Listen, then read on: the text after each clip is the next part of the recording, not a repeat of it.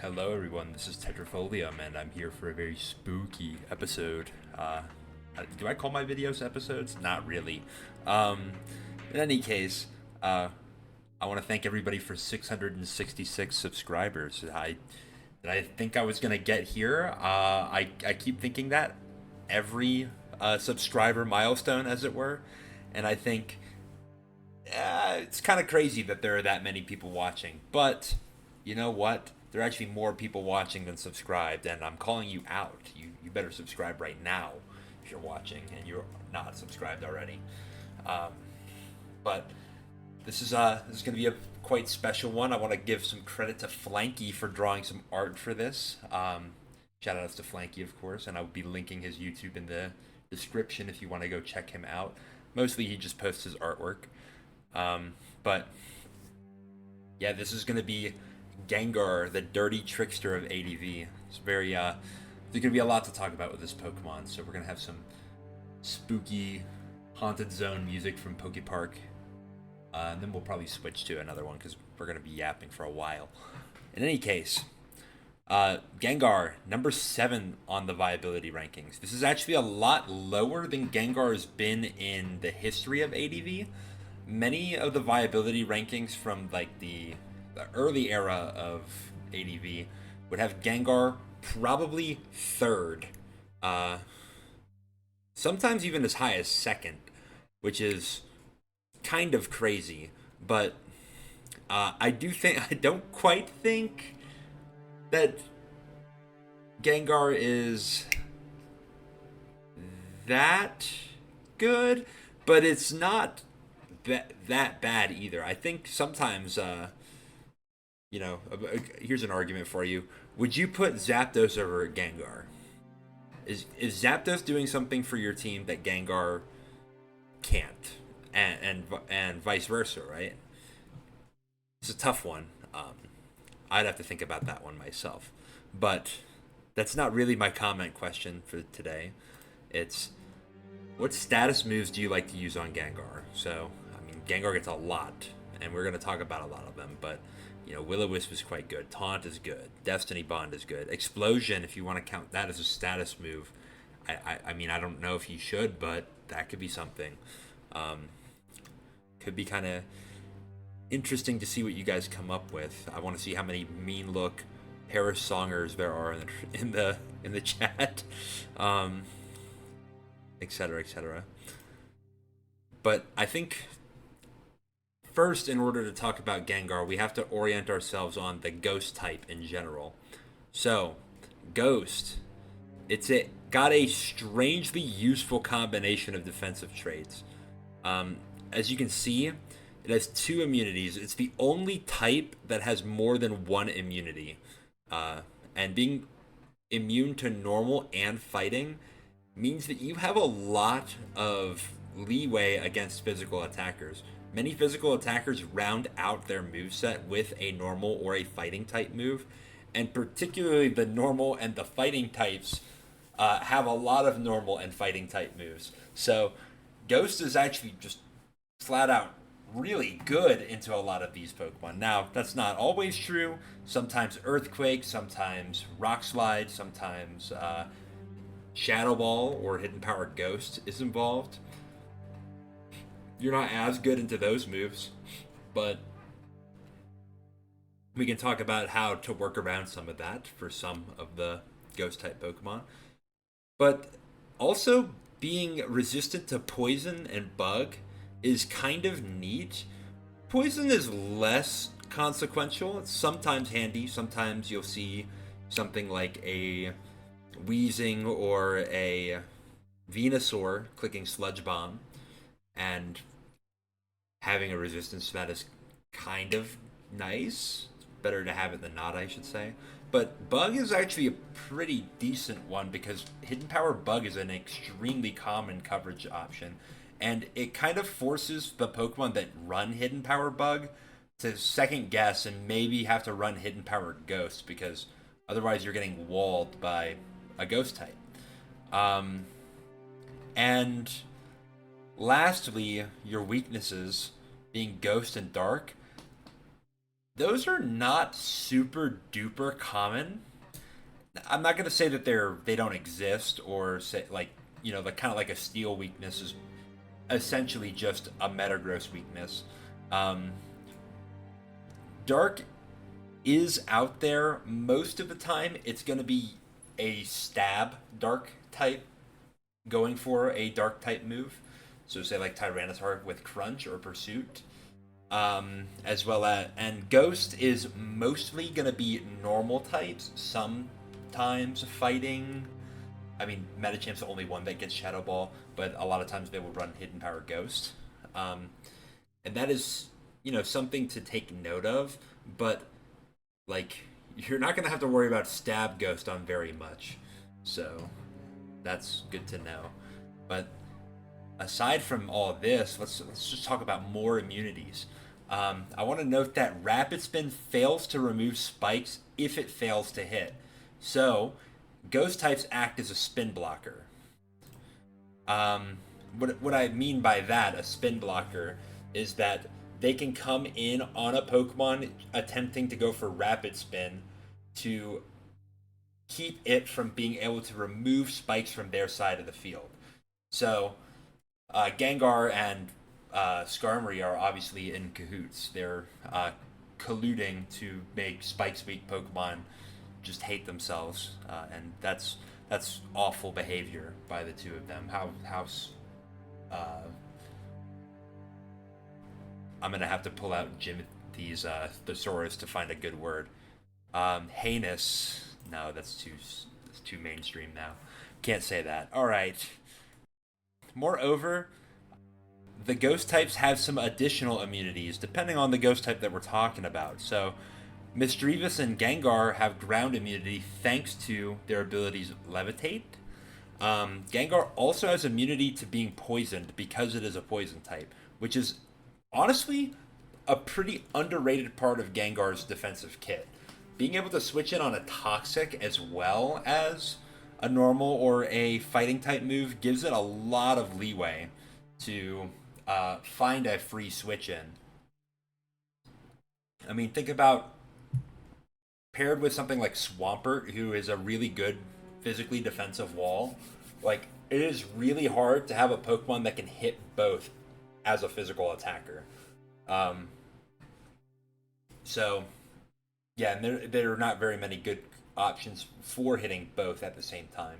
Because a lot of the strongest moves that hit Swampert physically are going to be normal and fighting type moves, like Double Edge and Focus Punch. So, yeah, keep that in mind.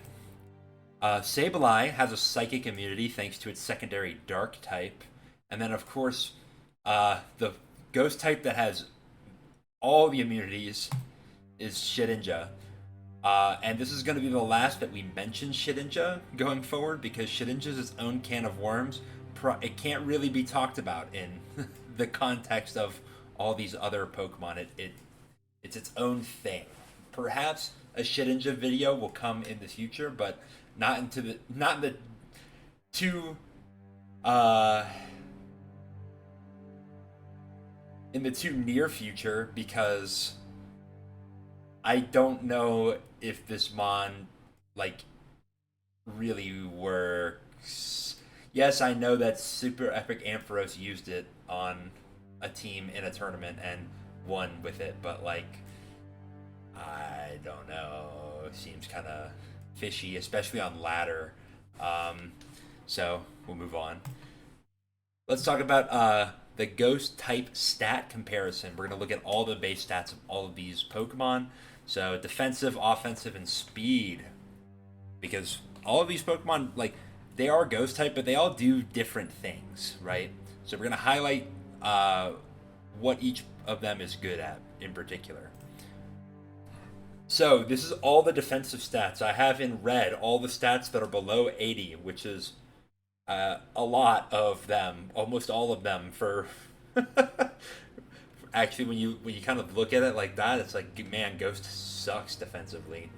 As I mean, the type itself is not so bad, but all the Pokemon in it have some pretty subpar defensive stats, that's for sure.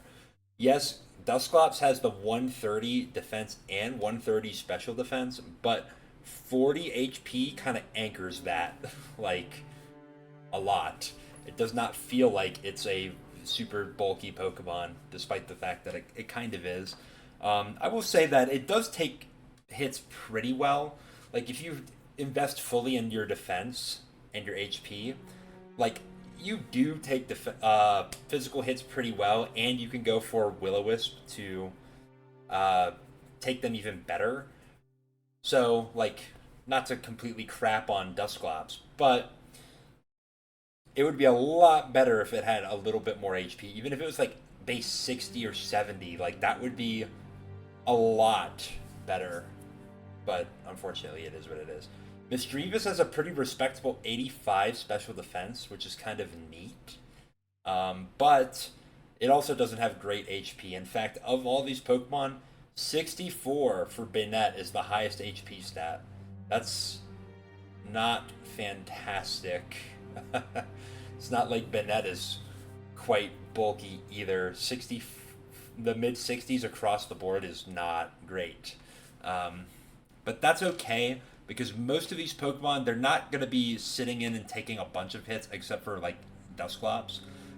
They're more interested in getting something like a Will-O-Wisp or a Taunt or something like that off, and then switching.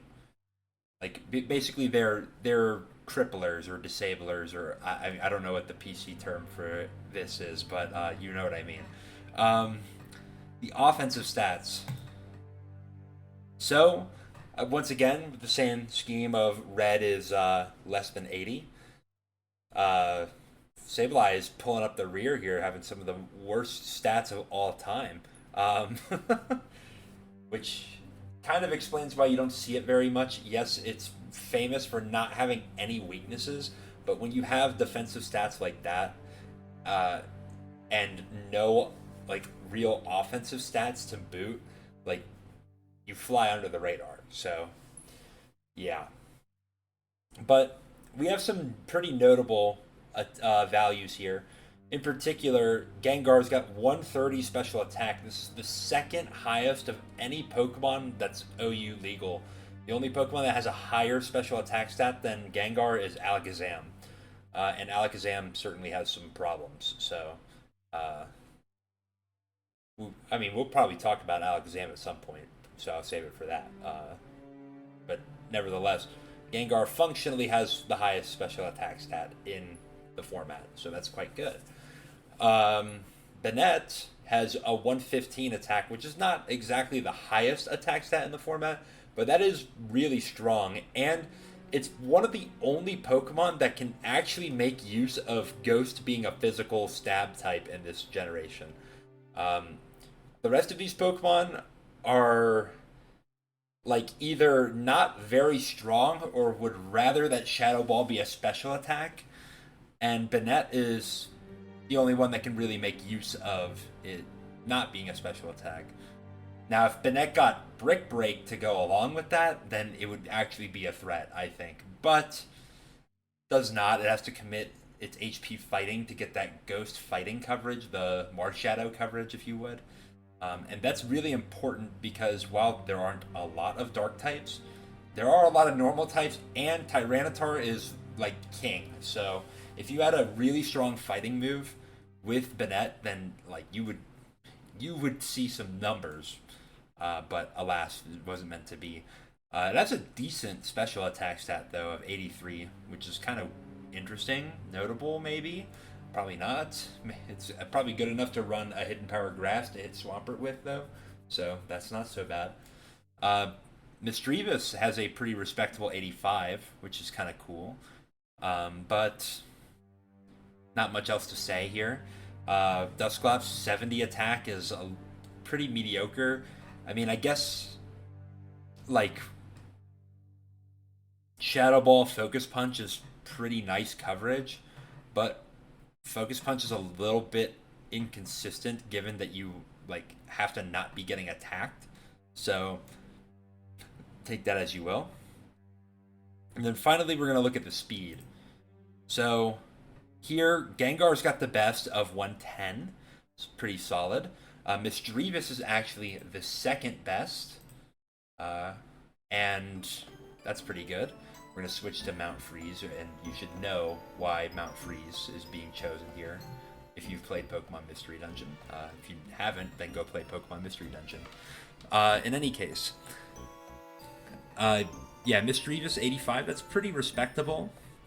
Bennett's 65 is not great, but it is a little faster than things like Tyranitar and Swampert, so it's not terrible by any means.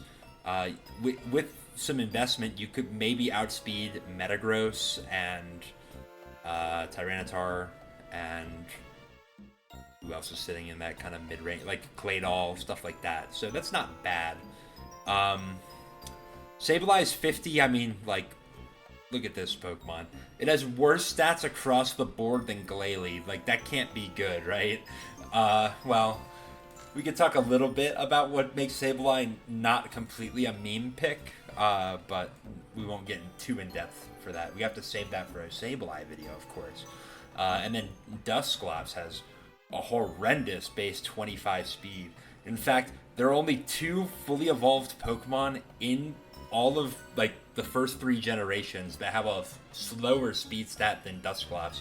If you can guess them without looking it up, let me know down in the comments. But yeah, that's it's pretty bad. I'll give you a hint. It's not Snorlax. Snorlax is actually faster than Dusclops, believe it or not. So yeah, it's kind of interesting. But while we kind of have an idea of what some of these Pokemon could do, like, you might say, well, Misdreavus and Sableye look really mid in their stats.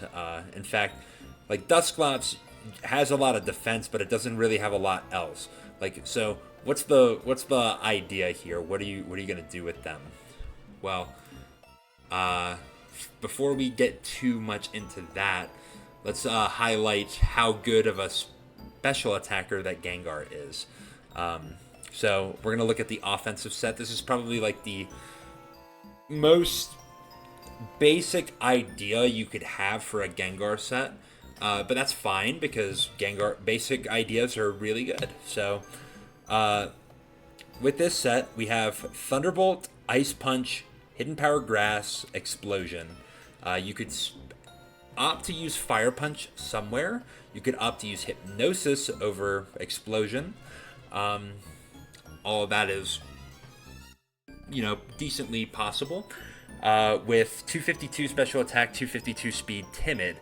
Now, you don't necessarily have to run Timid.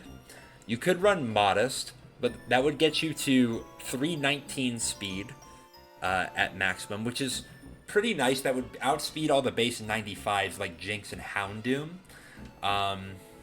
So, not too bad. And then you get to pump that phenomenal 130 base special attack. But, I do think that Timid has some place. Like, there are a lot of Pokemon who are running in, like, the 230-ish zone. In particular, like, these Pokemon that are trying to punish a Adamant Tyranitar Dragon Dancing. So, being faster than all of those could be really nice for Gengar. You could also outspeed some other Pokemon at +1. Potentially, depending on what their spreads are.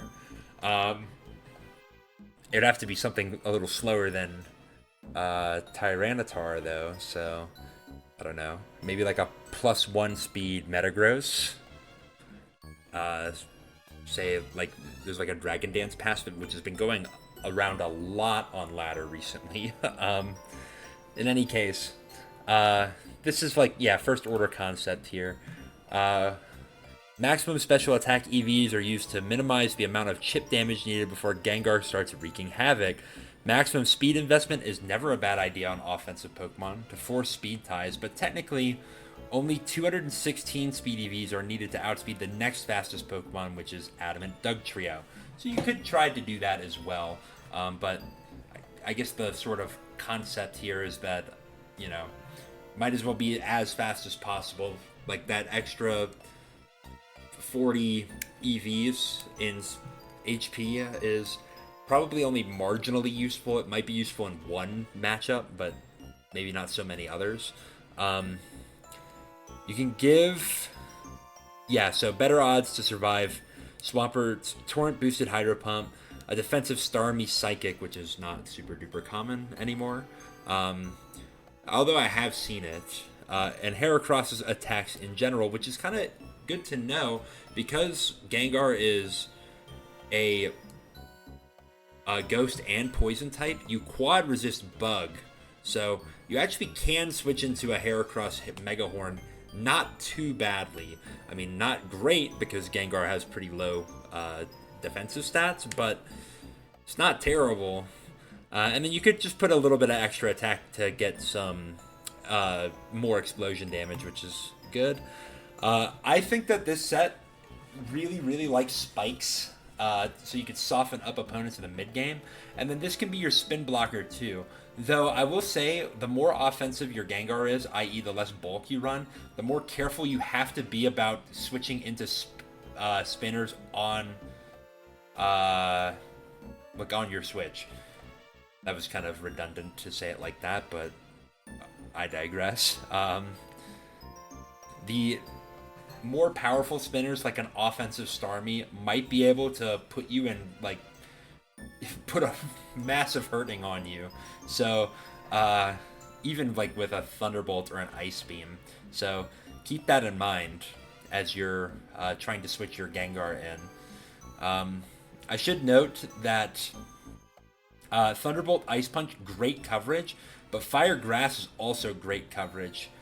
Fire hitting all the steel types, grass hitting Swampert. It's pretty solid. I wouldn't necessarily recommend that you drop, say, like Ice Punch if you're going to go for a 3 attacks Gengar like this, but you could. And I should note that Gengar does get Psychic, although I would not suggest that you run Psychic on Gengar unless you're, like, extremely weak to opposing Gengar. But then my question is, why are you so weak to opposing Gengar? Why can't you run, like, Pursuit Tyranitar or something instead? But yeah, 4 attacks Gengar, sometimes called Rainbow Gar, but that's neither here nor there. Not Explosion. Explosion doesn't count as an attack. Explosion is a utility move, and we'll talk a little bit more about that idea in a bit. But I did mention Pursuit. We're gonna talk about that as being a sort of issue for ghost types, in particular Gengar. The Spikes metagame has evolved to include spin blockers, i.e. Gengar, which means that teams that want to spin hazards away a lot of times are now running Pursuit Trappers so that they can eliminate the spin blockers. So the 3 that are the most dangerous, particularly for Gengar, are Houndoom, Tyranitar, and Umbreon. So of these 3, I mean, Houndoom is the most potent. It has the highest special attack. Sometimes we'll just outright kill Gengar with Pursuit if the Gengar switches out. And that's a defensive Gengar, I should say. Tyranitar is going to put a lot of damage on the Gengar as well. It can sometimes kill offensive variations of Gengar, but it will also just straight up kill defensive ones, depending on, like, the chip that's dealt. It doesn't need very much. Like a U-turn would do it well. There's no U-turn in this game, so dang. Could you imagine, though, if there was U-turn, you could U-turn on a Gengar and then put it into pursuit range for Tyranitar? That would be awesome. But it wasn't meant to be. And then Umbreon. Umbreon is not very powerful as compared to the other 2, but it is extremely durable and can stay in versus Gengar all day. Gengar can't wisp it because it's just going to get wisped itself. So yeah, it's kind of nasty, and Gengar can't really do too much to stop that, or so we might think. I did mention defensive Gengar earlier, kind of let the cat out of the bag, but this is one of the standard sets. This is probably the most common Gengar set nowadays. Um, you have Bolt Beam, Will-O-Wisp, and then one of Taunt or Explosion. So there's a freaking wall of text here, which I encourage you to pause and read if you would like to. I just want to highlight that there are some alternate EV spreads that you could use. So this 248 HP, 60 Spadef, 200 speed Gengar will allow you to survive Tyranitar Pursuit, or have about half a chance to survive it in Sand, and a boosted Hidden Power Flying from Salamence half the time, while still allowing you to outspeed Timid Zapdos, or Jolly Salamence, or max speed Tyranitar with a neutral nature, so Adamant, after a Dragon Dance. And then sometimes you'll outspeed Dugtrio as well. So you're kind of in like that 333 range with this amount of speed investment. Could be good. Could be worth going for so that you can get a Will-O-Wisp off on a +1 Adamant Tyranitar. Granted, a lot of those Tyranitar run Lumberry, so you're probably going to have to burn their Lumberry prior to trying this with Gengar. But if you can manage to do it, then like you have ridiculously limited their Tyranitar. 168 HP, 164 Spadef, 176 speed can allow you to guarantee surviving a pursuit from Tyranitar in the sand, but gives you no protection against Salamence. But you'll get the speed advantage over Timid Zapdos, Jolly Salamence. I think that's 330 speed, that 176 speed investment there. That gets you, that also gets you past things like Modest, Starmie, and Raikou, so that's good to know.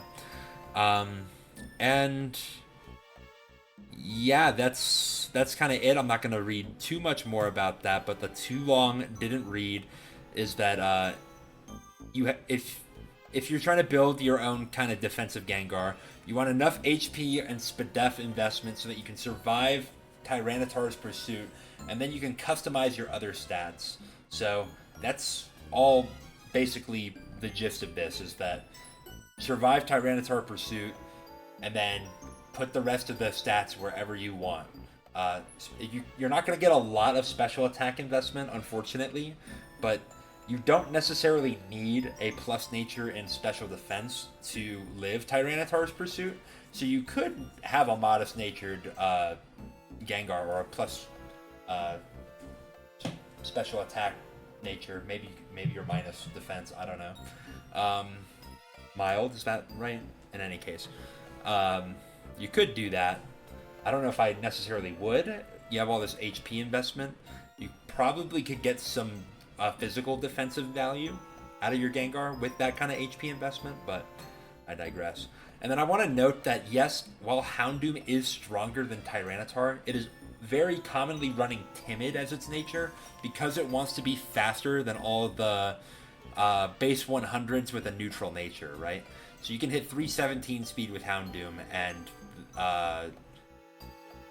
the base 100s would hit 299. So you could be faster than all of those. You'll be faster than, say, Moltres as well at 306. In fact, that's what this Gengar's speed stat is. It's a 308 to be faster than Moltres. But yeah, so Houndoom is most commonly going to be running Timid, and that's only 2 points of special attack more than a modest Tyranitar. So, like, the roles are pretty similar. You can, if you're teched to live Tyranitar, you're for the most part gonna live Houndoom as well. So, yeah, I mean, Houndoom might have like slightly higher damage, but not by much. And so yeah, don't worry about it too much. But yeah, this is the sort of idea that Gengar does to get around pursuit trapping. There's another idea that we could talk. Well, I mean, we kind of already saw Hypnosis on as an option on the the offensive Gengar. That can help you get around pursuit trapping as well. The problem with pursuit is it's a 60 accuracy sleep-inducing move. So if you miss, you don't really get very much out of your Gengar because you're taking a fat pursuit. Now, you probably live a pursuit if you're not switching, but, like, probably only one. So, yeah. But if you land the Hypnosis, the opponent has to burn a turn of sleep, so they burn it there, and then you have a chance to switch out. Now, if they wake up immediately, tough titties. But if they don't, then you can get out of there too. I wouldn't recommend Hypnosis on a defensive Gengar. I think you get a lot more out of Will-O-Wisp and either Taunt or Explosion. But it's a possibility, so you can keep that in mind. The reason why Taunt, I should mention, it is good for Skarmory, but what it actually is good for is Blissey. So in Sand, you can Will-O-Wisp the Blissey, and it's going to take 12% the whole way. And what you can do then is Taunt the Blissey. So now it can't Soft Boil, which means that it's forced to take that 12%. Then you can stack on your Thunderbolt damage for another about 14 or so percent. And, like, basically, it's going to be Death of 1,000 Cuts on the Blissey, which is really, really nice, and really good if you can get a lot of spikes down, too. Like, where that excels is whipping out the Taunt when the Blissey's, like, low, like 30%. Then the Blissey's like, oh, man, I can't Ice Beam through a defensive Gengar fast enough before I die. And then Gengar wins that exchange. Alternatively, you have Explosion, kind of same idea as to hit Blissey. You won't kill Blissey outright with Explosion, but you can stop it from getting its Soft Boiled off, because Explosion, it causes your Pokemon to faint, and when a Pokemon faints, that ends the turn in Gen 3, so keep that in mind. There are a lot of cool things that you can do with Explosion, and particularly on Gengar, who's one of the fastest boom Pokemon in the format. Not the fastest, of course, there's Electrode, but, I mean, come on, that's Electrode. So, in any case, I'll stop slandering Pokemon. Now, let's talk about utility moves. So, this is where Ghost types get really interesting, and where I encourage you and invite you to make some crazy sets with some crazy utility moves. So, I have them kind of categorized into 3 areas: status-inducing moves, fainting moves, and then other. And yeah, other is just going to be a lot of things. But let's talk about the status-inducing moves first. I don't have Toxic on here because everything gets Toxic, so kind of let's save ourselves some space. I want to note that all of them get Will-O-Wisp except for Misdreavus and Sableye, and I know what you're thinking. Yeah, Sableye does get Will-O-Wisp. I remember using it in X and Y, and yeah, that's great that you remember that, but does not get it in ADV, unfortunately. If it got Will-O-Wisp, it probably would be a little bit less like of a meme pick, in a sense. I guess I shouldn't say, I shouldn't say that Sableye's a meme pick. It has knockoff, and it fits really well onto V5 as the 6th Pokemon, because it is a spin blocker and it has knockoff. Not the only other Pokemon that has that is Banette, and Banette's defensive stats are actually worse than Sableye's. So, there you go. Just be thankful that Dusclops didn't get knockoff Sableye, otherwise you'd be kind of ass. Well, okay, it's pretty decent in the Claydol, but again, we could talk more about Sableye if Sableye ever gets a video. But I also want to note that Thunderwave has Misdreavus and Banette as users. It's kind of cool. Banette actually has like Will-O-Wisp and Thunderwave, which I can't imagine there are very many other Pokemon in the generation that get both of those. So it's kind of cool. But I want to note that Gengar gets Hypnosis. That's really nice. I mean, we already kind of saw Hypnosis, but so it's not that novel anymore, but in any case. Destiny Bond. Everybody gets Destiny Bond except for Sableye, because Sableye doesn't get any good moves. I mean, come on, man. But Destiny Bond's quite good at trading. We'll talk, I guess, a little bit more about Destiny Bond in a moment. Curse is really interesting when used by a ghost type. So what it does is it causes you to lose half of your HP immediately, but it lays a curse on your opponent. And at the end of every turn, they will take 25% damage, which is a lot. And yeah, that's really nasty. But the curse leaves that Pokemon when they switch out. So it can be a little difficult to make a lot of use out of Curse. That's why you see it so commonly paired with Mean Look.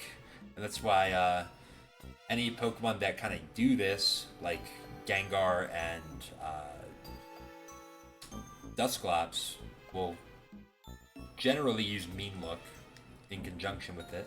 Although, what you can do is lay a curse when you're at less than half HP, which will kill yourself.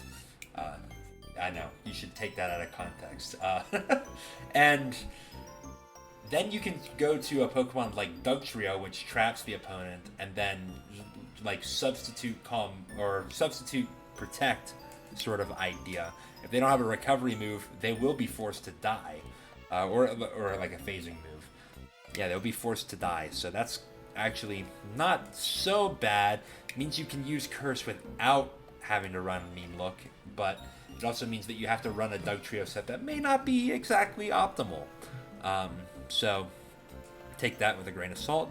And then finally we have Perish Song. So both Gengar and Misdreavus have access to Perish Song. It causes all Pokemon that are on the field when Perish Song is used to faint in 3 turns unless they switch out. Or if it's Mystery Dungeon, it snipes you from across the map, and if you don't have a heal seed, then you can basically bend over and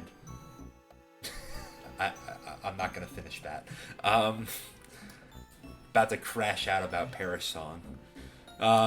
In any case, some other moves. Mean Look, we see that across the board except for on Banette.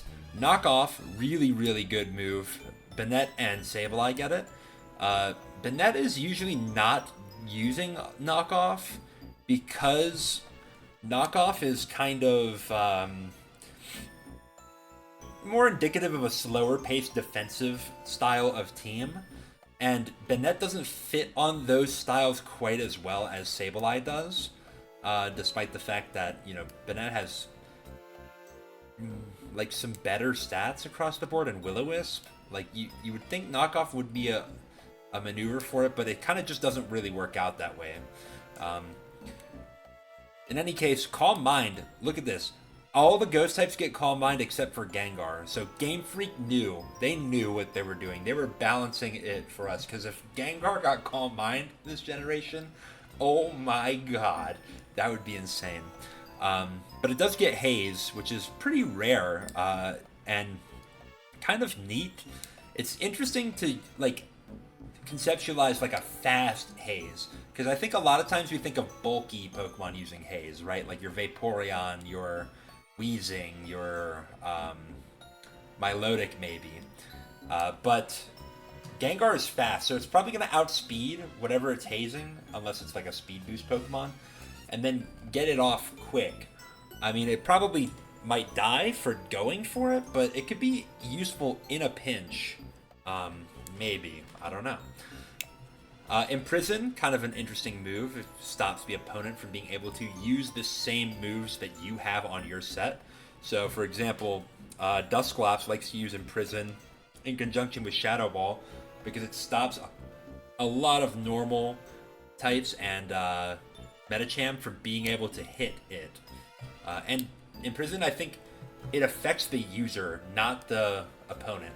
So if you stay in with your Dusclops and Snorlax switches into you, then it can't use Shadow Ball. If I'm wrong about that, correct me in the comments. And then Disable, kind of an interesting move. You stop your opponent from being able to click the move that they last clicked for some number of turns.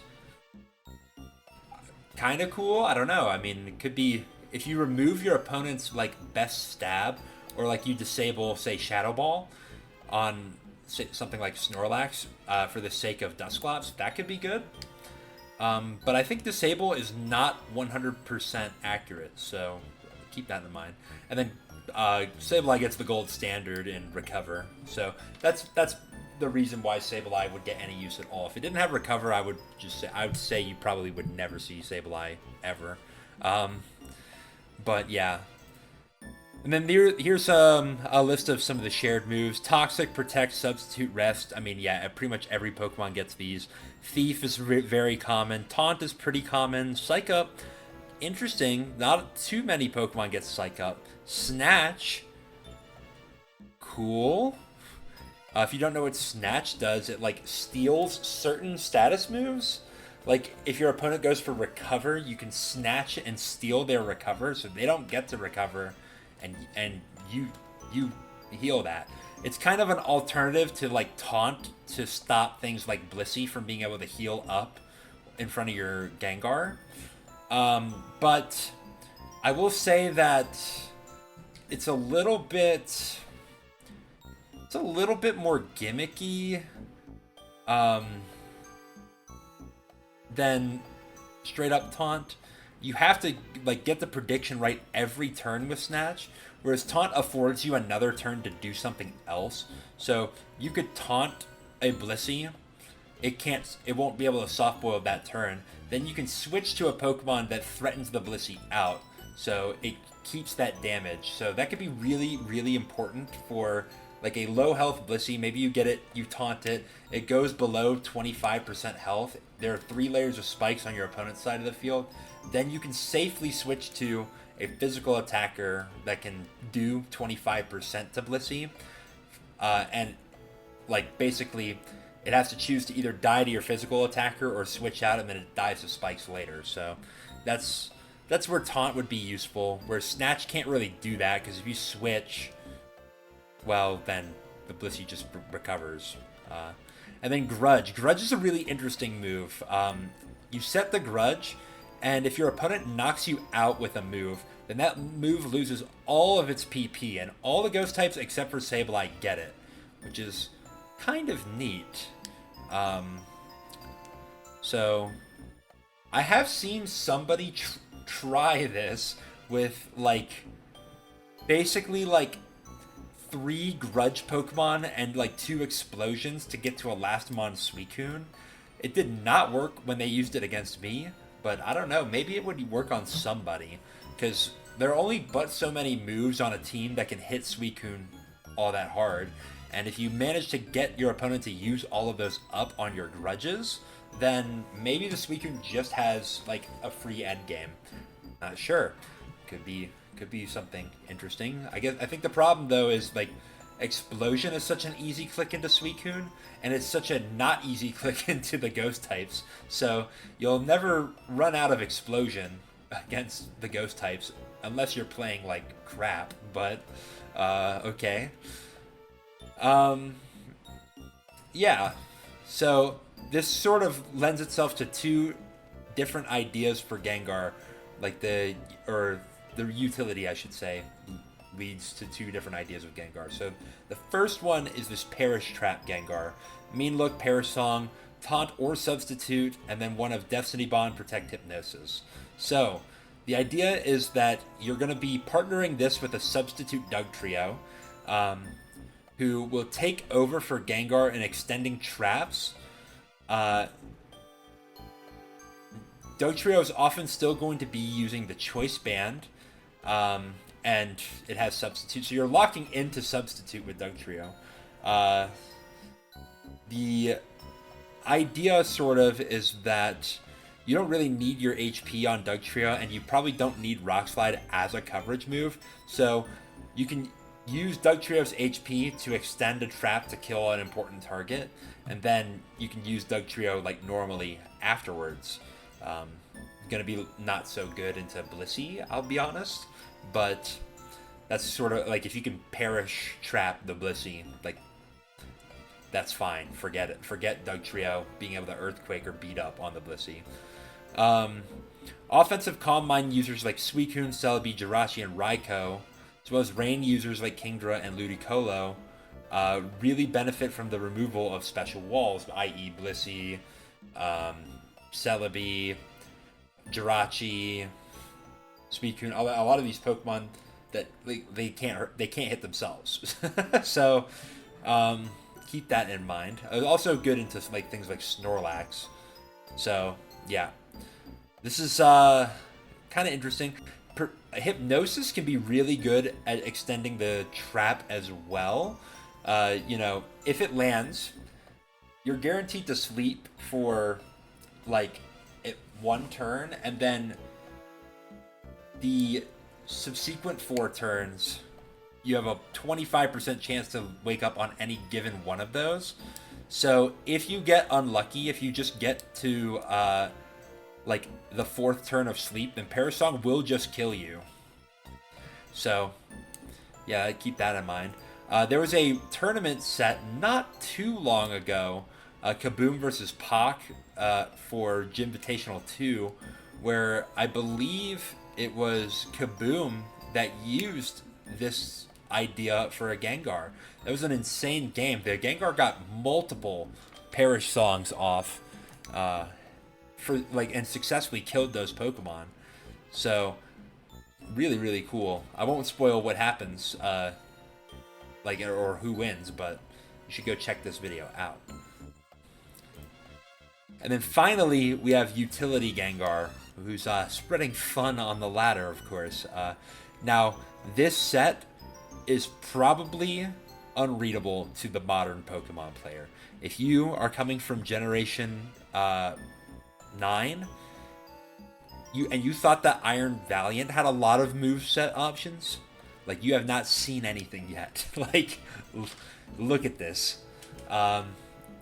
I wouldn't say any single one of the combinations of these moves could work, but like you could do a lot with this.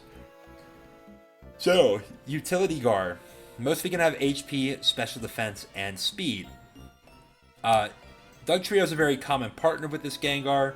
It follows up from Gengar's explosions to KO special walls like Blissey, Snorlax, and Celebi and Jirachi. As well as it'll remove the Pursuit Tyranitar for Gengar, so Gengar can do more nasty stuff in the endgame. And then you can set up Rain as well. Gengar plus Dugtrio is pretty nice for Weather Clear, and I think you can even run Weather Clear on your Gengar as well. But Gengar gets so many good moves and only has 4 move slots. Like, it can be difficult to justify Rain Dance over one of the other moves. But it's not impossible, so keep that in mind. There are a lot of special threats, particularly offensive Calm Mind users, that really like to have this kind of support. Especially ones that are, like, using Weather Clear or using Rain to boost their damage. So that's kind of good.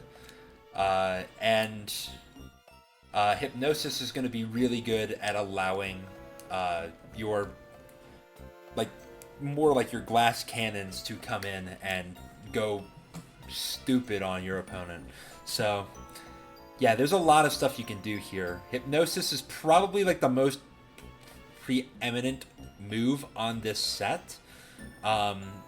It's the one that gives you so many free turns and you can do so much with it. But like, Mean Look is possible. Mean Look Destiny Bond is a really interesting combination. You can force an opponent to stay in and kill your Gengar, and you just spam Destiny Bond.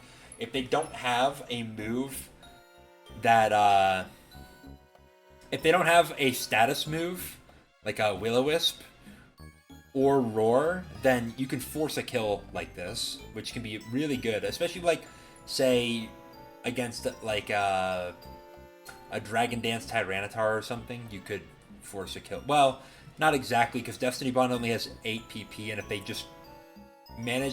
just use all of their Dragon Dances and never let you get your Destiny Bond off on them, then that could be tough. But that's where you might use a move like Focus Punch. Focus Punch could be crazy. Um, Although I wouldn't recommend it.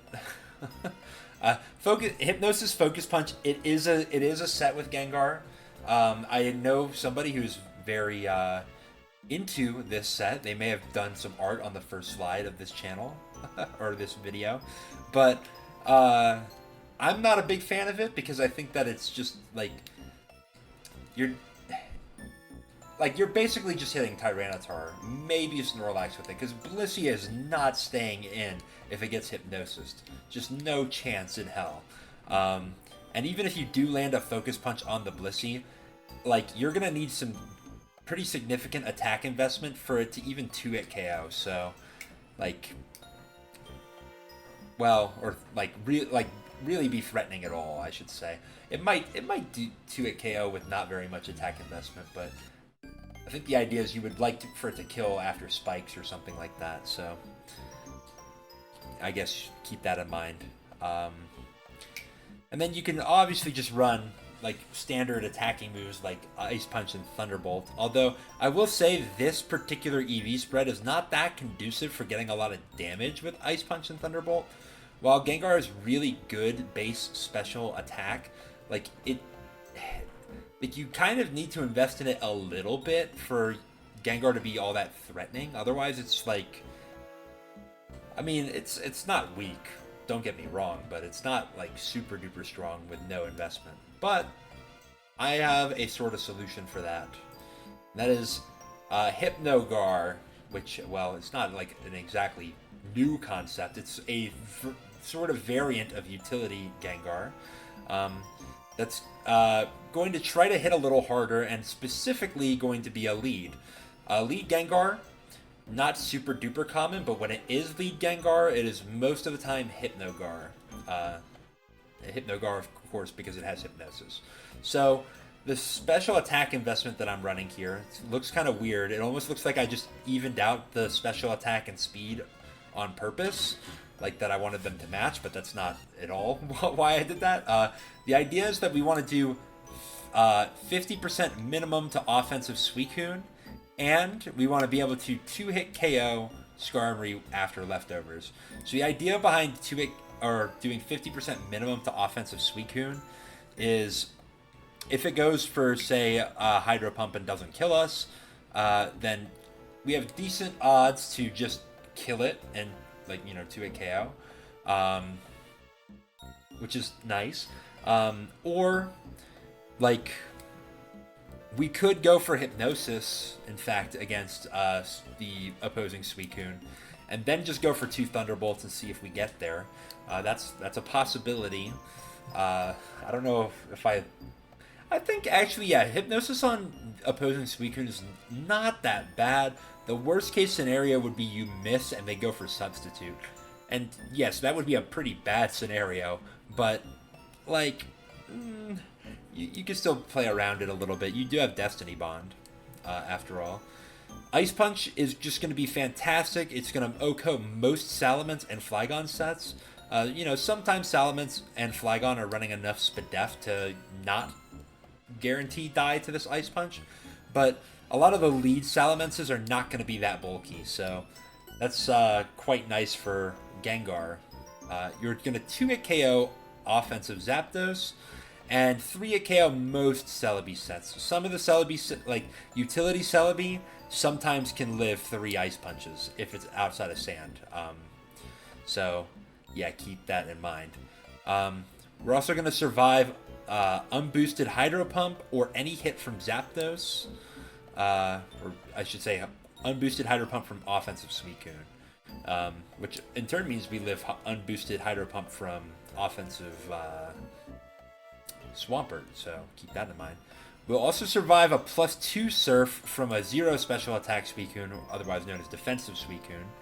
And then we can survive Choice Band, Aerodactyl, Rock Slide plus Sand, which is why there's 12 defense EVs here.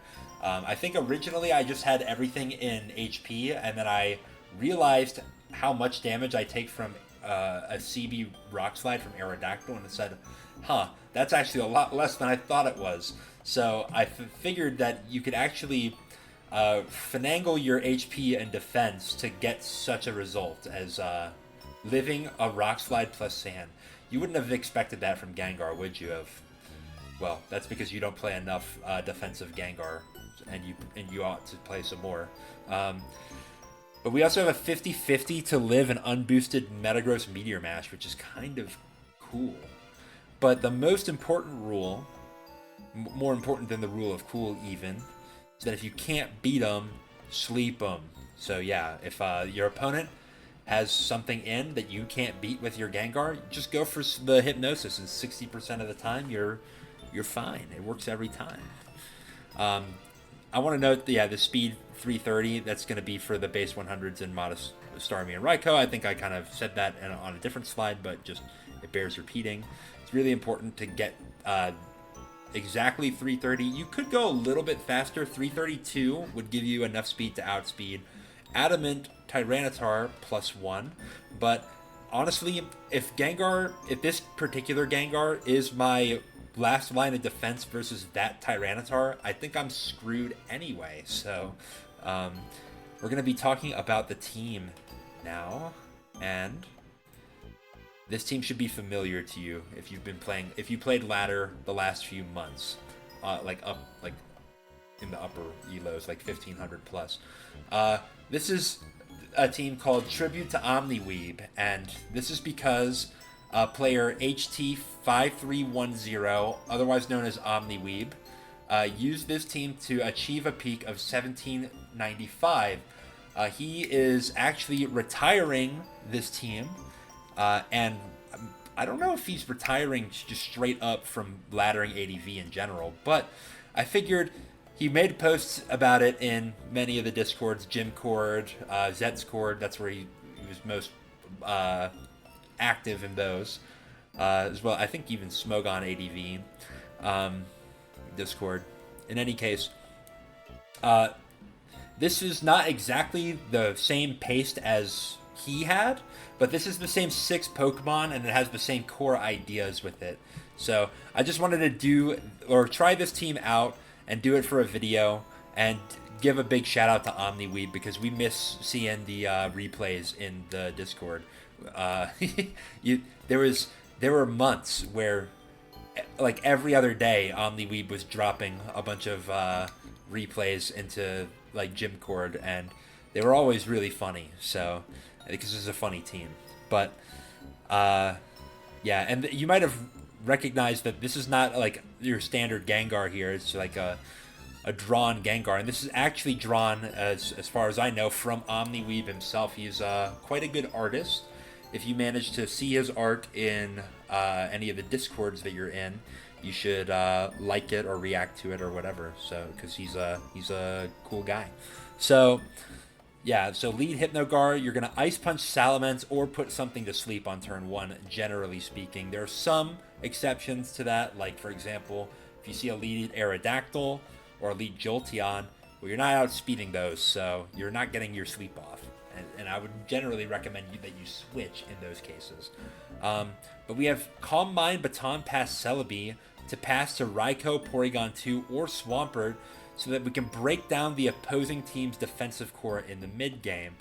Beat up Dugtrio has to eliminate the Blissey. This team. So Swampert can do it, and Gengar can kind of do it if you get really good luck with your Explosion plus Hypnosis and all that. But Dugtrio you need that to get the Blissey. If Blissey survives your Dugtrio, chances are you're probably going to lose with this team. So yeah, whatever tricks you have in your bag to get Dugtrio to trap and remove the Blissey, you got to go for it. You're going to want to use Swampert to beat the Tyranitar before you rely on Doug. In fact, I would even say if you can keep the Doug unrevealed until Blissey hits the field, then that's probably for the best.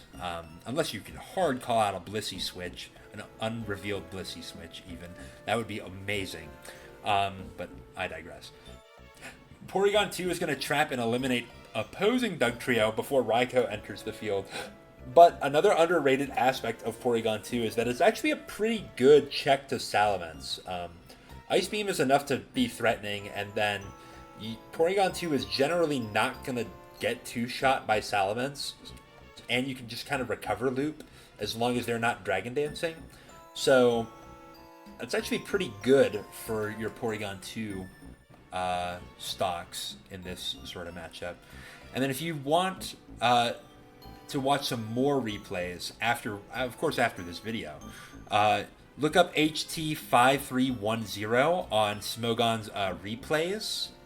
You can get there from their main page, Smogon, or PokemonShowdown.com, not play.PokemonShowdown.com. Go to replays, and then you can look up that name. You can see all the replays. Or you could go perusing through the various replay channels on Discord, like Jim's ADV OU channel or Zetscord's replays channel, if you happen to be in those Discords. So, yep, that's going to be the whole team analysis. The whole PowerPoint has been shown there. We're moving on. Change the scene and change the music.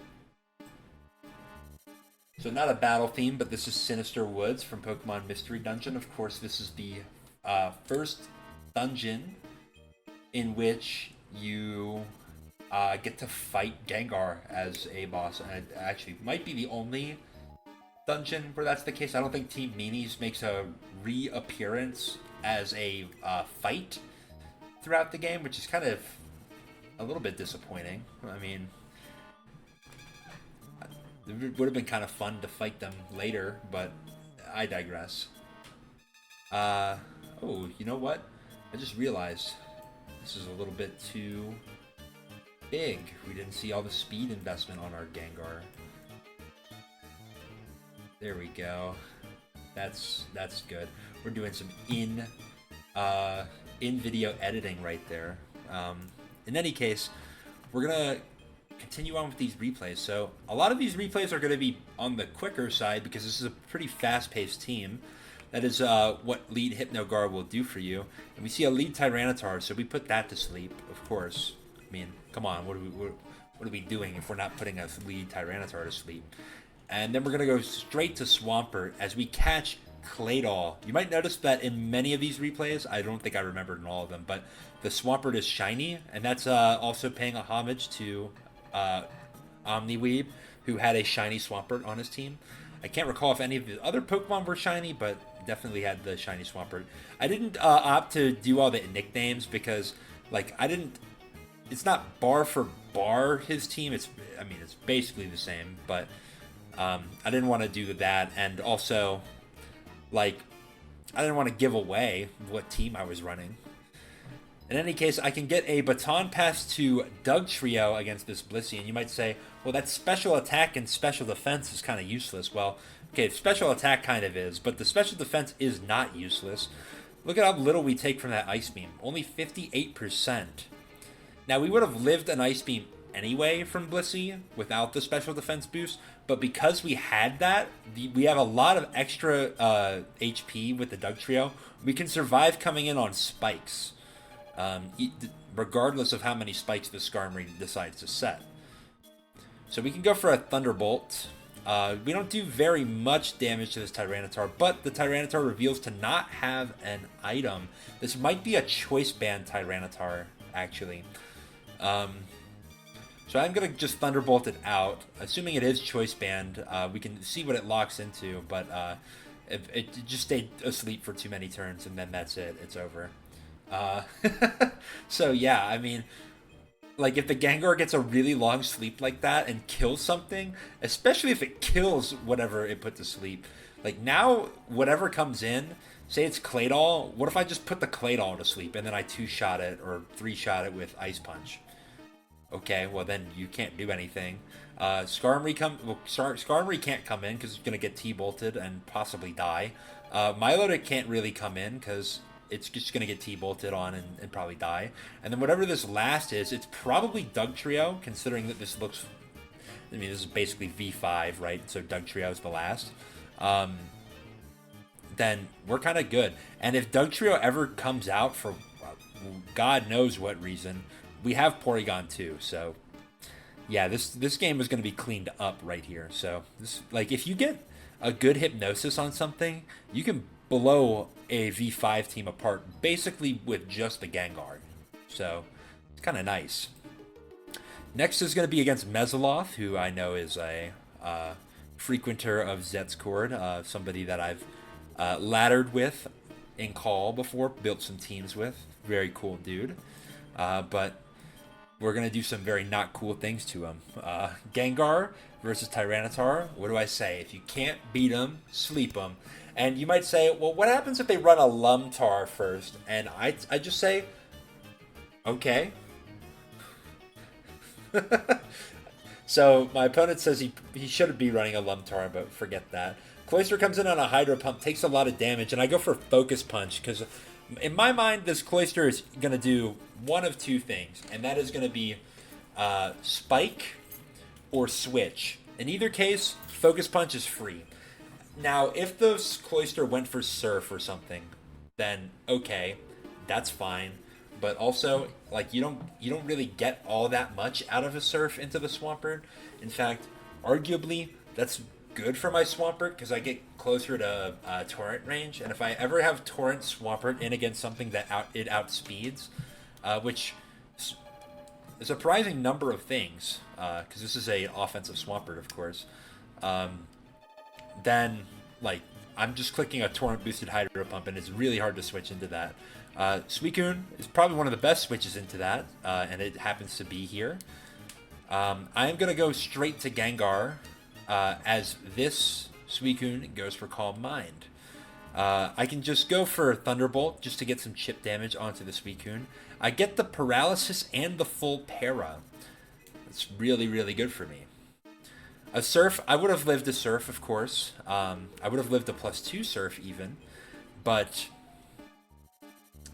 like, it is really nice to have gotten that Para and stopped the Suicune from being able to CM again. Because now it's a sleep versus my Gengar, which has rolls to 3-hit KO. I get a pretty low roll there with 30. And then medium roll with 32. So I did not get the rolls quite to get the 3-hit KO, but the Suicune's going to have to rest when it wakes up, if it even gets to wake up, because I just get the critical hit, and then Mezoloth forfeits that game.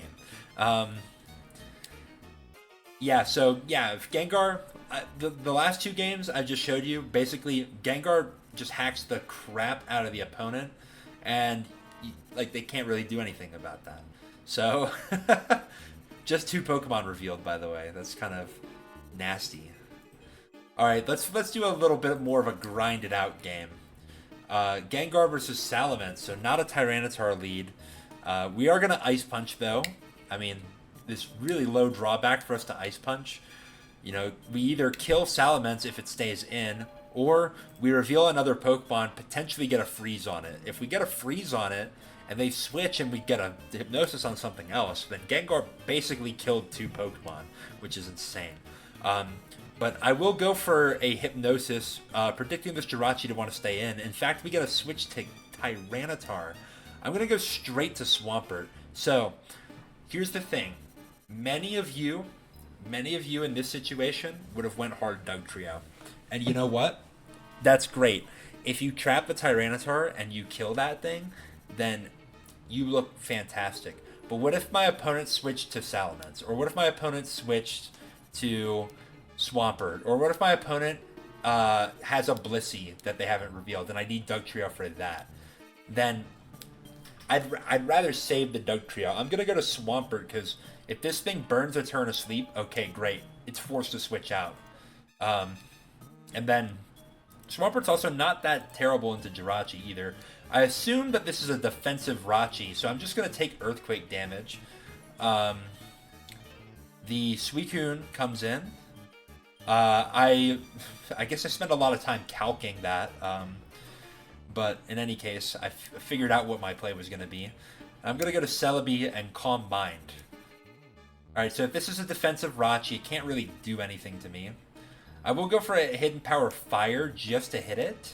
But we reveal a Snorlax. I'm going to Baton Pass to Gengar, who should take most of Snorlax's hits pretty well. and bait it to go for a Shadow Ball. So I'm going to go to Swampert to take the Shadow Ball. But my opponent goes for Body Slam again and gets the Para. Which, is this a good play? I think there's an argument that it is. If you think that I'm not running Will-O-Wisp on Gengar, right? But Hypnosis Will-O-Wisp is not as uncommon as you might think. If I had Will-O-Wisp and I hit this Snorlax, that could have been game over right there. And you get nothing out of going for the Body Slam on that turn. But I guess if you're hard calling that I don't have Will-O-Wisp, then Gengar's not really going to be able to touch Snorlax. It might have Focus Punch, but like I can't go for Focus Punch against a non-sleeping Snorlax, right? And get Shadow Balled for my efforts. So I end up going to Swampert and I get paralyzed. Worst case scenario for me. I go for Earthquake because I'm bad. If I was nice with it, I would have Ice Beamed, but I didn't. So, but that's fine. I can go to Porygon 2, who should take Mixed Ment's moves like a champ. In fact, it takes him so well, I can just go for a Thunder Wave. So, Thunder Wave hitting into the Suicune is really nice, because I can go for Thunderbolt. My opponent gets full parried, and now the Suicune is going to die if it stays in. So, my opponent will switch. I go for Thunderbolt again. I'm not playing around. I'd rather secure a kill on Suicune than let him stay in and do some dumb shit. Excuse my French. But I will go for Ice Beam into the Claydol as we get a switch to Jirachi. I opt to stay in to Thunder Wave the Jirachi. I was risking getting parried there, but I figured that it was okay as long as I didn't get full parried. My opponent does not have a natural Cure Mon, so I can't... If my Porygon gets status, I can't cure it, but that's okay. With Celebi, I'm going to CM, and then I will CM again. And then this Claydol, I will Baton Pass on. So the reason why I Baton Pass on the Claydol, my thought is if this is a standard utility Claydol, right? The only thing it can do versus Celebi is Boom. And, you know, given that I've revealed HP Fire, there's a chance that my last move is Psychic, or that it's Giga Drain. Either is fine, and it does happen to be Giga Drain in this sense. I don't think that +2 Celebi, or my +2 Celebi, would have killed Claydol. So if Claydol stayed in and boomed, then I just lose my Baton Passer, which is really nasty. So I go to Gengar, who's trying to catch the boom. They go for Rock Slide. That's scary. Rock Slide might mean a Shadow Ball, but I'm willing to risk it. So I'll go for an Ice Punch there. And I probably do live a Claydol Shadow Ball with my sort of investment. Jirachi is going to come in and Wish. That's fine. If this ever gets paired or if I get a crit, we're fine as long as I don't get burned. And I get burned. It's not good. Now I'm on a timer, and this Jirachi can try to Wish Protect Stall me. But it gets paralyzed immediately after, which is fine. I mean, if you want to say that that's hacks, burn is a 20% chance, getting parried is a 25% chance, so come on. Oh, but the next pair is a little bit tough, but it would have been a protect turn. It would have delayed a Jirachi's death, which could have been nice, but I sort of digress. So then on this, the Tyranitar had not burned a turn to sleep, so it's guaranteed to be asleep that turn.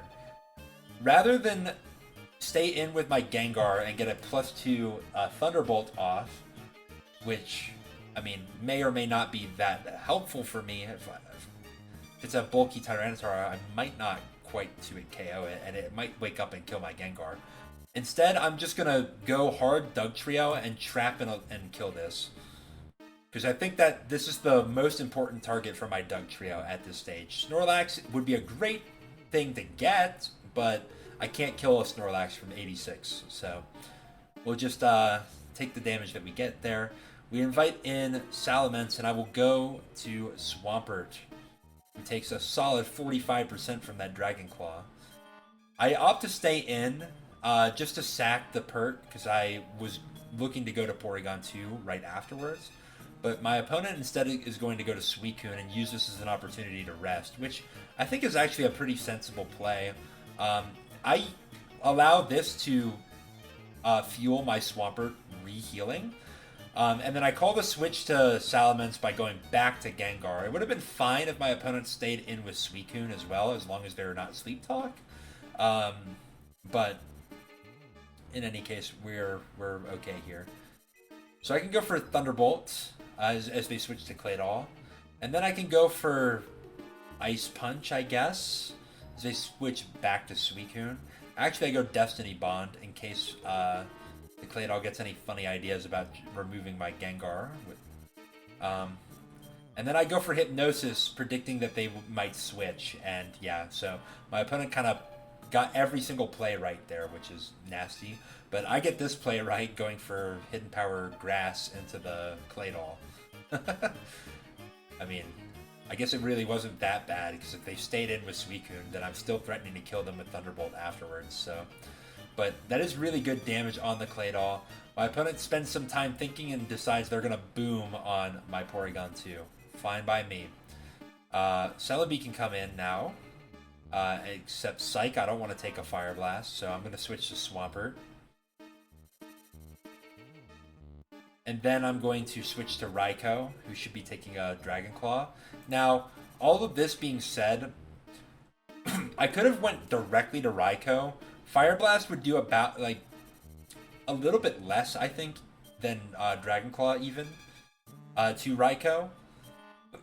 But Fire Blast has a burn chance, so I don't want to get burned on my Raikou, because that would limit my ability to win the game with it. So I'd rather take a Dragon Claw than a Fire Blast. So this is still, I think, a decent line for me. I go for Thunderbolt into the Snorlax. Does a decent chunk. And then I will go Swampert just to sack it. Which allows me to go to Dugtrio, who can eliminate the Snorlax, hopefully. Doesn't quite. And it gets crit and killed. Sometimes my Dugtrio lives, depending on what the Snorlax attack investment is. So that crit might have mattered, but it's whatever. I'll go to Celebi, finish it off. Celebi versus Salamence. So my sort of thought here is my Raikou is basically the lifeline here. So I'm going to go for Calm Mind. The reason why I go for Calm Mind, if my opponent goes for Fire Blast and misses, then I get a Calm Mind off. My opponent can't kill me with anything, and they're faster, so I get my slow Baton Pass to the Raikou. The Raikou would have +1/+1 in special attack and special defense, and not have had to take any damage to get there. So that would have just won the game. But my opponent does not miss the Fire Blast, then they can just finish me off with Dragon Claw. Now I'll have to go to Raikou, and now I'm going to have to try to 2-hit KO the Salamence, except Psych, I get a Thunderbolt crit, and that kills the Salamence. Now, I don't know how much it would have mattered that had I not gotten the crit there. It would have mattered maybe a little bit, because they would have done a solid chunk of damage to me. My Raikou would have went for a Thunderbolt into the Suicune. I only went for Calm Mind because I was certain I could live a Surf. But they could have... I could have went for Thunderbolt. If I didn't kill the Suicune and they Sleep Talk rolled Surf, I would have died. But that's not how the cookie crumbled, so we're going to take that W. Shoutouts to being 1,600 on the ladder, right? And saying GG after a hard-fought victory with no hacks involved whatsoever. And my opponent doesn't even say GG back. Like, what are we doing here? I'm tongue-in-cheek about it, of course. Alright, Lead Aerodactyl, Jimothy Cool's favorite lead. I mean, I don't think that actually is his favorite lead, but he does like using a team with a Lead Aerodactyl. In any case, I pivot into Swampert on Tyranitar, who obviously doesn't want to stay in, and I go for a Hydro Pump, catch a Swampert. The next turn, I go for Ice Beam. Why do I go for Ice Beam? Because Ice Beam does like the perfect amount of damage to put the opposing Swampert into Hydro Pump range and has chances to not put it into Torrent range. Which means that if the Swampert goes for its own Surf or Hydro Pump afterwards, then after I hit it, then I'm not going to be taking that Torrent boosted damage, potentially. And it might have worked out for me. I don't know exactly if I left them above 33.3%. I'm going to choose to believe that I did. But they ended up going for Toxic anyway and missing, which is like worst case scenario. Because I can just go for Hydro Pump. And yeah, they're forced to switch into Zapdos. Although that does eat up some of my Hydro Pump PP. So good to know. I go to Celebi versus a Fortress. I'm actually just going to take damage versus the Fortress, who's going to HP Bug, critical hit me, possibly HP Ghost, I'm not sure. But I think it probably would have needed to be HP Bug to kill my Celebi. But in any case, it is what it is. I can go to Dugtrio now, trap the Fortress, remove it, and supposing that this is that Jimothy Cool team, I know that there's not another, there's not a Skarmory, so that means I don't have to play against Spikes, which is really nice because this team does not have a spinner, and it does reveal to be Blissey. What a Fortress there. I'll go for a Thunder Wave into Blissey. This is going to allow me, if I end up switching to something, I might be able to like harass the Blissey. Although the Blissey is going to opt to switch out itself. And if I had taken a Thunder Wave or a Toxic on my Porygon 2, I could have tried to switch it in versus Blissey, trace the Natural Cure, and then get rid of that status later. So, not the biggest deal. I end up going to Gengar on this Zapdos, which reveals to be HP Grass. I'll just go for Ice Punch, which is threatening to 2-hit KO. But Zapdos goes for Roar. So, okay, that's fine. They get my Swampert in. I'm going to go to Porygon 2 because I think I can... if I switch in on a Hidden Power, I can recover. Except that was going to be too obvious to go for Recover there, right? And what would want to switch in? It would be Blissey. So I double to Dugtrio, and now I can get my beat-up kill. And this is important, because if this game went on any longer before this Dug Trap happened, and yes, I have enough EVs to live in Ice Beam from Modest Blissey. Not after a Spike, but that's neither here nor there. If this game went on much longer before I trapped and removed the Blissey, then probably what would have happened is I would have lost a Mon, and then beat up Doug might not have 2-hit KO'd. So, good thing I went for it there. I can just sack the Dugtrio. I'm not afraid of Substitute. I know this is not a Substitute Aerodactyl on this team. I can go for Ice Beam. Ice Beam is my safest move to hit Aerodactyl. It should kill Zapdos if that switches in. And if Swampert switches in, I might be able to two-shot with Ice Beam, depending on what rolls I get. And if not, I can certainly put it into Earthquake range, and I know that I'm faster, but I end up getting a critical hit. Not super consequential, but okay. Possibly it could have opened up a mind game where my opponent could have went to Zapdos on me going for Earthquake, had I not gotten enough Ice Beam damage there.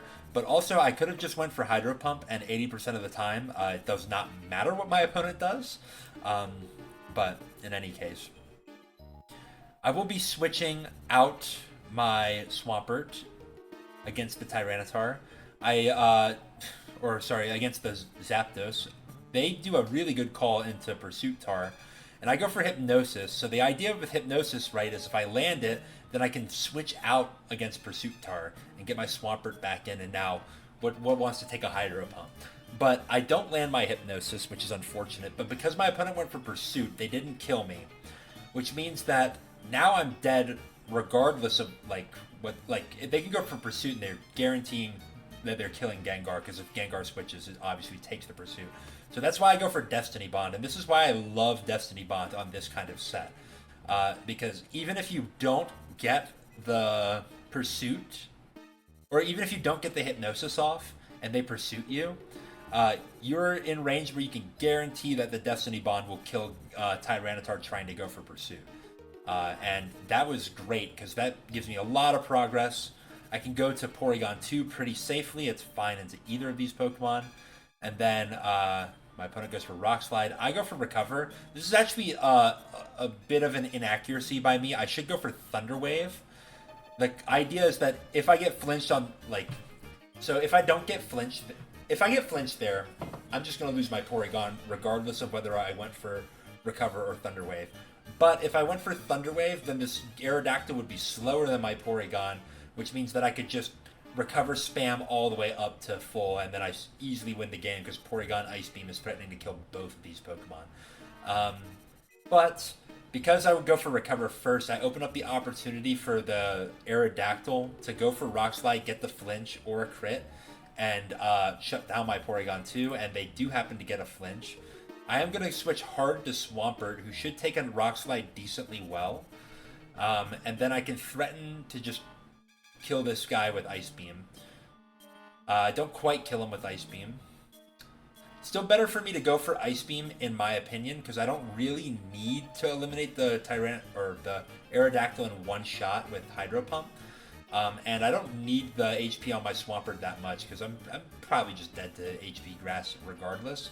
In any case, this was a great opportunity for me to reveal Raikou, who should kill the Zapdos, except it's Rest Zapdos. It's not great. But I will Calm Mind. Unless their last move is Sleep Talk, they're not going to be able to roar me out. But that would be an insane set. I'm pretty sure the last move is Thunderbolt. It's just a standard, especially defensive Rest Zapdos. Now, the Zapdos has to go for Rest there to not die to Sand. It's possible I could have gotten a lower roll. But in any case, they roar me into Porygon 2. Porygon 2 can really just, do whatever. The only thing that Zapdos can do to stop Raikou really is just roar it. And if Raikou ever gets to +2, or if it ever gets to +2, it 2-hit KOs Zapdos. If it ever gets to +1, it 3-hit KOs Zapdos very consistently. So, chances are the Zapdos is going to lose in the long run. So, that's fine. Alright, School Kid Jeremy. 1788 on the ladder. How about that? And I'm 1531. Stand to gain a lot of elo from this. 1788's got to be a top 10 on the ladder, right? Keep that in mind. So I Ice Punch into Salamence as they switch to Tyranitar. I will go for a Hypnosis. I don't know exactly what Tyranitar it could be, but it seems like it would probably be Pursuit. Given that I landed the Hypnosis, I am going to go straight to Dugtrio, because I think that they're probably just going to stay in and go for Pursuit. If they Pursuit, and if they wake up in Pursuit, great, they kill my Gengar. But if they don't, then I can go to Dugtrio and potentially eliminate them with Earthquake. And I get the best possible outcome, which is that they stay asleep long enough for Dugtrio to just kill. And this is my sort of exception to, save Dugtrio for Blissey. If they have revealed that they're Pursuit Tyranitar and your Gengar has put them to sleep, then it is really pertinent to try to eliminate them with the Dugtrio. A lot of time they're going to stay in to try to wake up and get the Pursuit off on the Gengar. So, whether they get it or not, you can go to Dugtrio, potentially trap them and kill them. It could double down and be really bad for you. Say they're bulky enough that they live. They kill your Gengar with Pursuit, and they have, say, Ice Beam or something like that to kill your Dugtrio. You could be in a really bad spot. You end up losing 2 Mons to basically leave the Tyranitar at 10% health.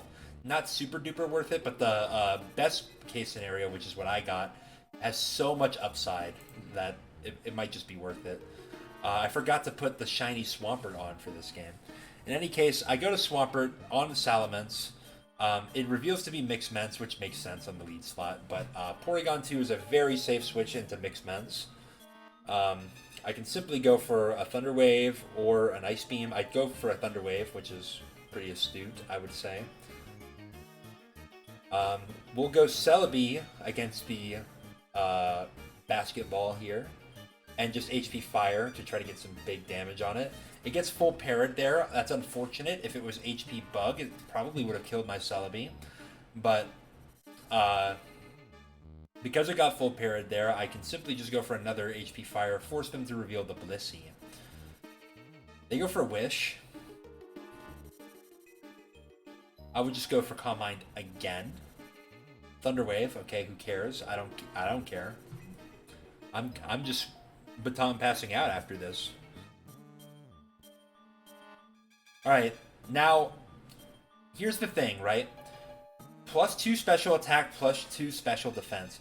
That would be huge to give to one of my special attackers, like say Raikou or something like that. But this is Blissey. We cannot kill Blissey even at +2 special attack with like anything on our team. Arguably, I could have went Swampert and just slam some Earthquakes and then try to Focus Punch. But like eventually the Salamence is gonna come in and force me out. I don't know what HP my Swampert would be left at such a time that Salamence comes in. Say this Blissey goes for Seismic Tosses into me, that's gonna put me lower. I don't think it's really worth it to go for that. So I'm just gonna go to Dugtrio, which is a guaranteed trap here. And if this thing has Ice Beam, it's certainly not gonna kill me without a crit. So I can just beat up. Nice little critical hit there. Gives me a little bit of extra damage, but doesn't really matter. I would have two-shot anyway.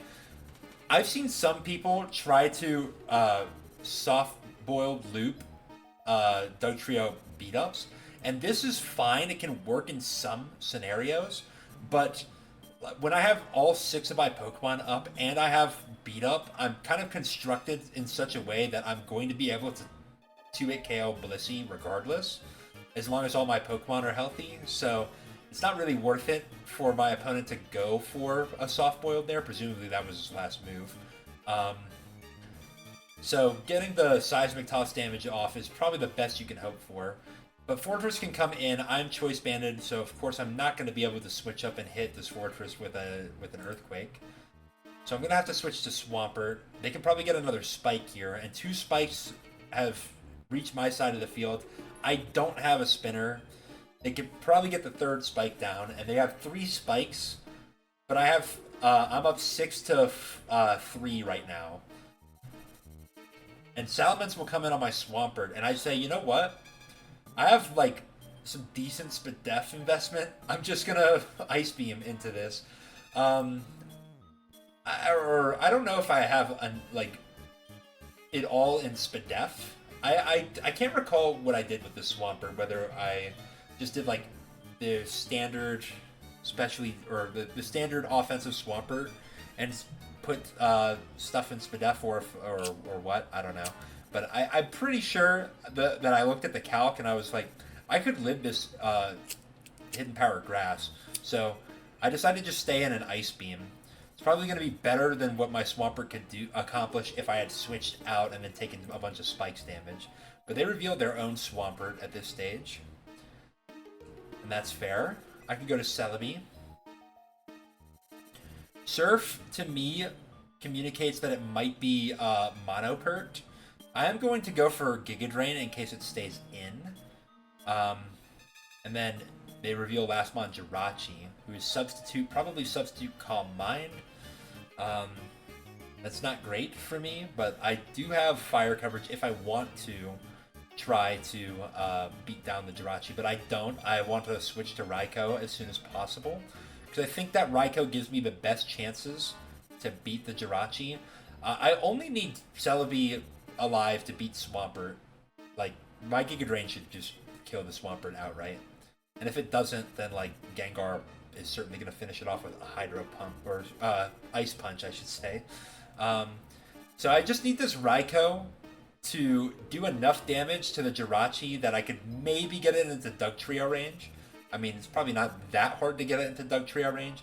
I can eliminate it with Dugtrio, and then Swampert will die to one of my remaining Pokemon. So that critical hit, yes, that simplified the endgame a lot, because I do have Hidden Power Grass. I would have just smoked this Swampert. had the game went another turn, but regardless, that was a big win. A huge win for this team. 1795, you know who peaked at that elo with this team? That's right, the guy who made it. Coincidental, maybe. And then we'll do one last game here, because, you know, it's a Tetrafolium subscriber special, in a way. We gotta show us clapping a Ninjask player.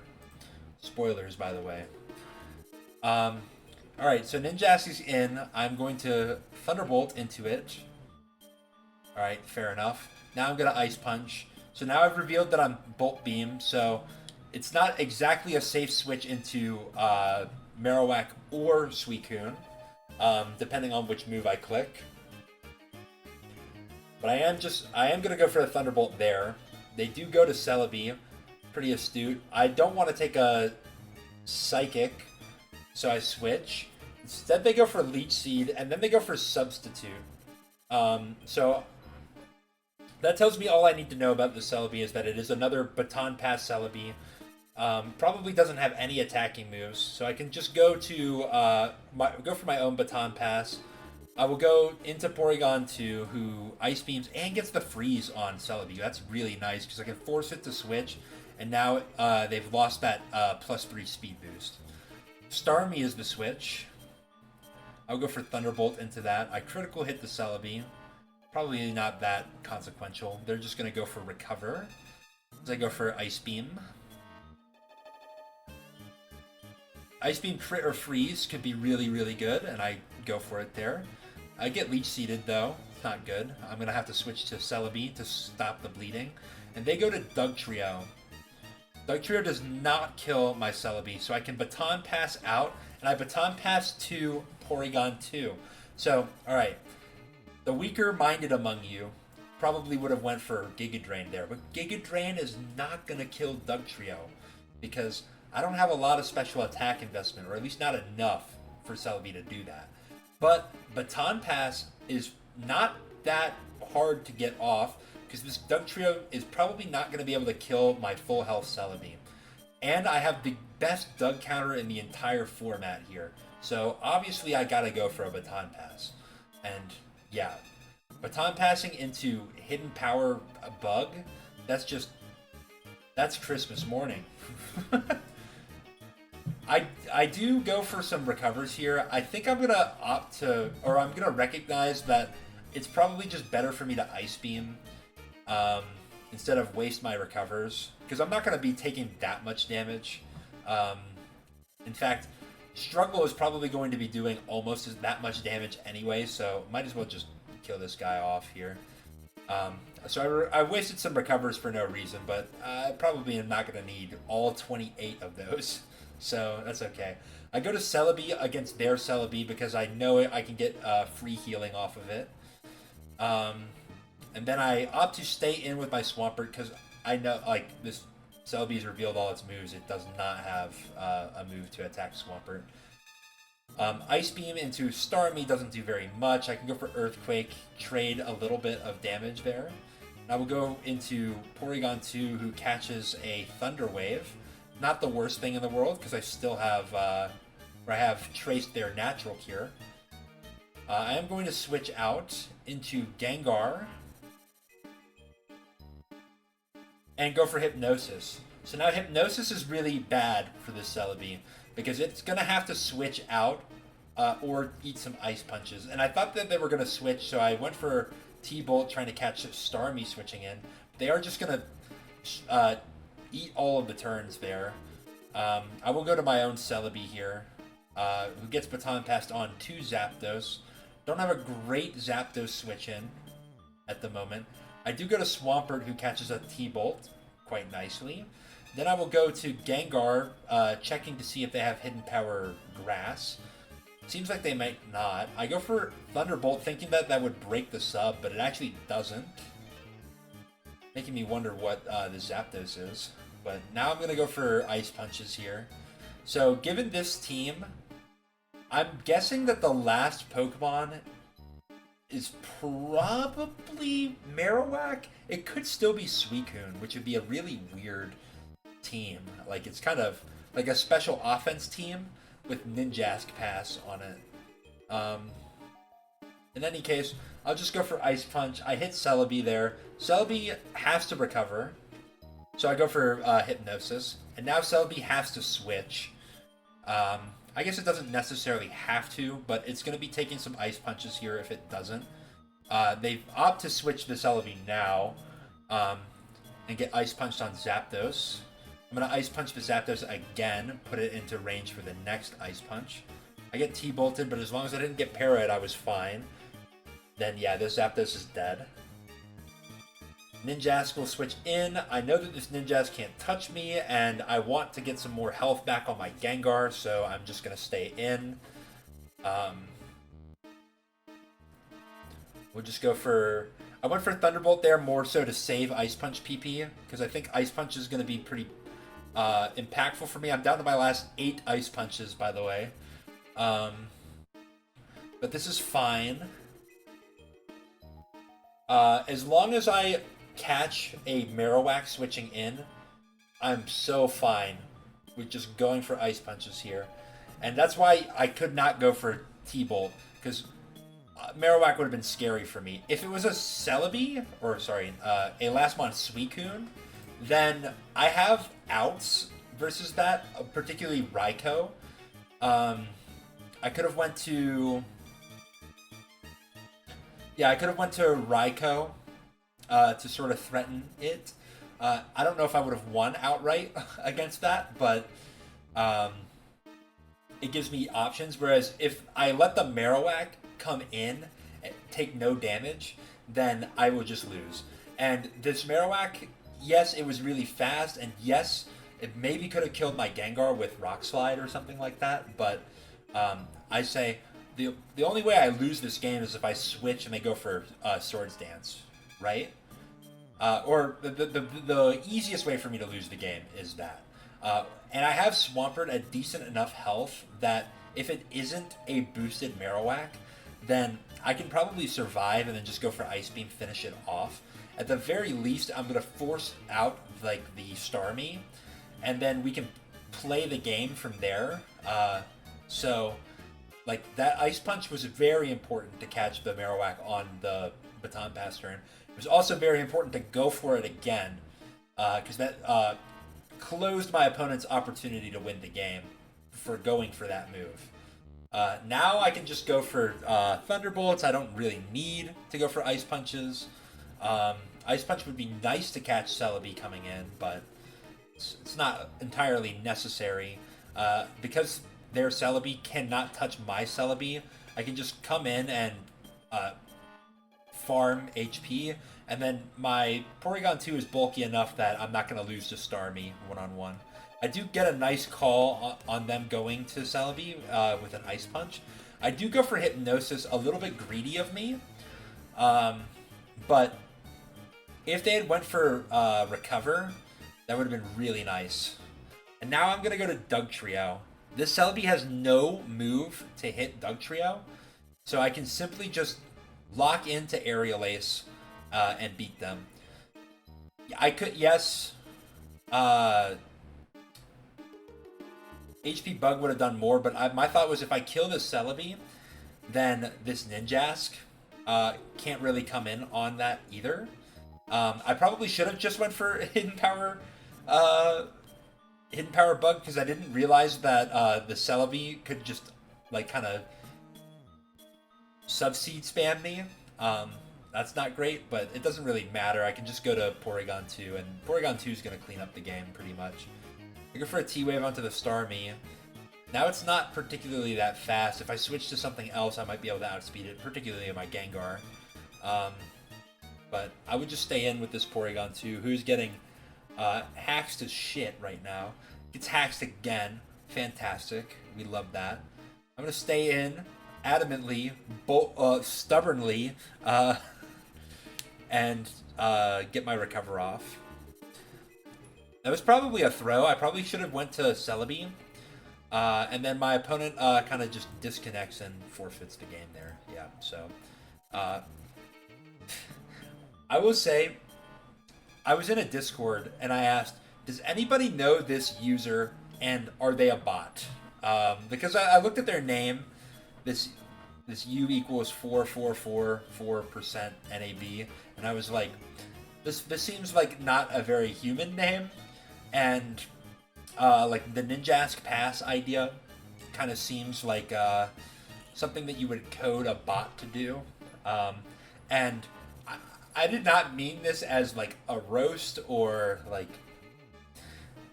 disrespect to the player behind this, but this is not a bot. This is a real player.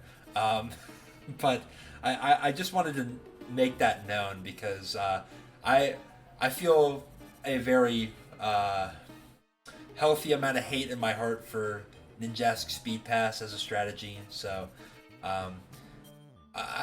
no disrespect to the player, but disrespect to the game, and that Ninjask Pass is a team that a bot would play. So there you go. In any case, that has been the Gengar video. This is actually a lot shorter than I thought it was going to be. Believe it or not. I didn't talk about like all the particular granular HP and special defense and defense values that you could do with Gengar to survive certain hits, and how much special attack that you need to get certain kills, and what's all the speed benchmarks and all that. I invite you to do that exploring yourself with the calculator, because Gengar is such a customizable Pokemon that you can really do whatever you want with it. Well, other than be like a really good physical attacker, sweeper, like it can't really do that. But all the other things it can kind of do. So I, again, recommend that you do a little bit of experimentation. Figure out what your team needs and what you can do with your Gengar to achieve that goal. And yeah, to show that Gengar doesn't have to be used on a spike stack team. Yes, it is really good on a spike stack team, but it can be really good utility for other teams as well. This is actually the second time I've tried Celebi CM Baton Pass with Gengar on a team, which is kind of interesting. Not as much passing to the Gengar on this kind of squad as I did with the Jinx version, but I mean, there you go. But yeah, that will be it for this video. We will be hopefully doing something cool for when we get to, like, I don't know, 800 subscribers. I don't know, don't hold me to that. I'll kind of just do it whenever I feel like it. But of course, good content is coming out regardless of how many subscribers Tetrafolium has. But that doesn't mean you shouldn't subscribe. You should, definitely. You made it all the way through a nearly 2-hour-long video. You might as well subscribe. So yeah, that's gonna be it for me though. So see you next time.